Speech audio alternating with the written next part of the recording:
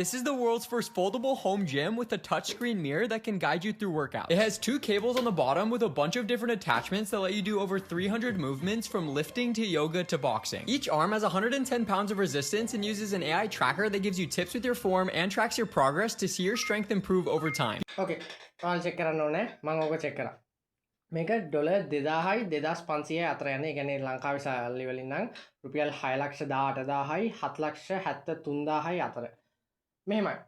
ඔයාගේ කියන්නේ ගෙදර පොඩි ඉඩක් වගේ නම් තියෙන වර්කවුට් කරන්න. නමුත් ඔයාලට සල්ලි ගොඩක් තියෙනවා නම් හොඳයි ඒක. මොකද මේකේ ගොඩක් ෆීචර්ස් තියෙනවා. කේබල් මැෂින්ස් ඒව දේවල් ගොඩක් හොඳයි. නරක නෑ. එකම ප්‍රශ්නේ තමයි මේකේ තියෙන රෙසිස්ටන්ස් එක. පවුන්ස් 100 ගානක් හෝ 200ක් වගේ තමයි මේක කරන් තියෙන්නේ. මට හරියට වීඩියෝ එක දැක්කේ නෑ. සාමාන්‍යයෙන් ඒ රෙසිස්ටන්ස් ප්‍රමාණය මදි ටිකක් එක්ස්පීරියන්ස් ලිෆ්ට් කෙනෙක්ට. ඒ නිසා එහෙම බලද්දි ඒක ඇත්තටම අවාසියි. මොකද ඔයා අච්චර ලොකු ගානක් වියදම් කරද්දි. නමුත් ඔයාට සල්ලි ගොඩක් තියෙනවා නම් පොඩි ස්පේස් එකකට වගේ නම් ඉතින් නරක නෑ.